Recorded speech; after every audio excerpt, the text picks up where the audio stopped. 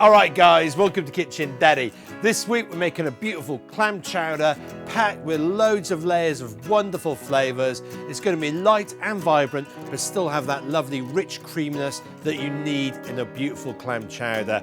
Best of all, we're going to make it using ingredients that you can just keep in your store cupboard. So come on guys, let's get into it. Right, to kick things off, let's get a large pan on a nice gentle heat. Now I've got about 5 slices of bacon, which we've roughly chopped up. Let's get that into the pan. We want to cook that out nice and gentle to render out all that lovely bacon fat and get that meat nice and crispy. We are going to add a nice big knob of butter because we will add some flour later on. So we need to use that butter and the bacon fat to make a lovely roux. Okay, that looks good. So let's add in 1 onion and 2 sticks of celery, which we finely chopped up. We're going to move that around. We want to keep that on that nice gentle temperature, and we're going to cook that for probably about 5 to 10 minutes, just until the onions and the celery become translucent. Over here, I've actually got a bay tree, so we're just going to pick off a couple of leaves. Let's give them a tear and get them in as well. Okay, this is all coming together really nicely. So I've got about 3 cloves of garlic here. We're going to get them in just nice and whole. We're going to cook them for a couple of minutes until they get lovely and aromatic. Now, next up, I like to add a good splash of vermouth into my clam chowders. Now, this is not an authentic ingredient. In fact, there's no wine or vermouth in a traditional New England clam chowder. It's something I like to add in. I definitely prefer it over white wine. I kind of feel it works a lot better in a clam chowder. So it's something that I do. You don't have to add it in, but if you've got a bottle of dry vermouth knocking around, stick some in. Once that's done, we can add in about a handful of plain flour. Now we want to mix that around and cook that out for probably about 2 or 3 minutes, just to make sure all that flour is cooked through. Once that's done, we're going to pour over 1 jar of clam juice. Let's mix that all together again. And now we can add another jar of clam juice.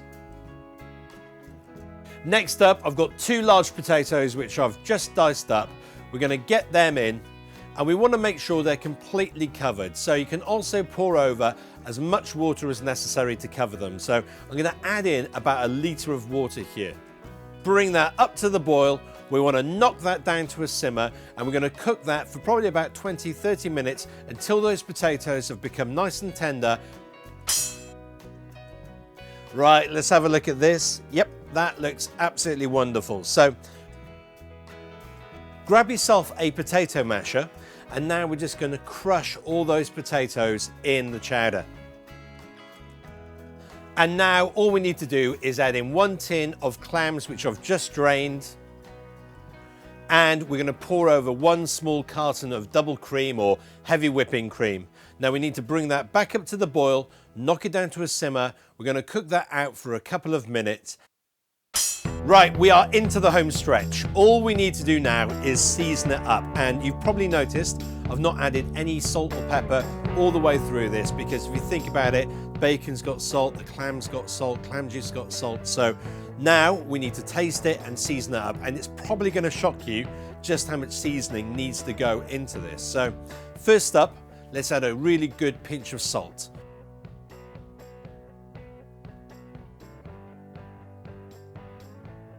We're going to mix that around, have a little taste. Now we need to add a good pinch of black pepper, and you might think, no way, I can't believe you're adding that much black pepper. Trust me guys, that is just going to bring all of this to life and have that lovely kind of background heat just to make everything pop. Okay, let's have another little taste. Right, we need a little bit more salt in here guys. Little pinch like that.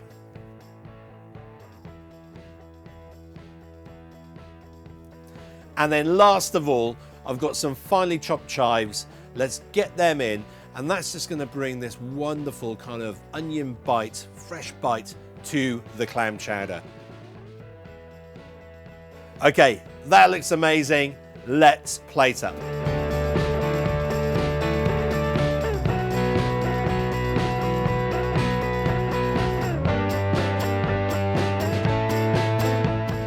Right guys, here we go. Have a look at that. And oh my word, it smells so good. It smells absolutely delicious. So come on, let's get into it.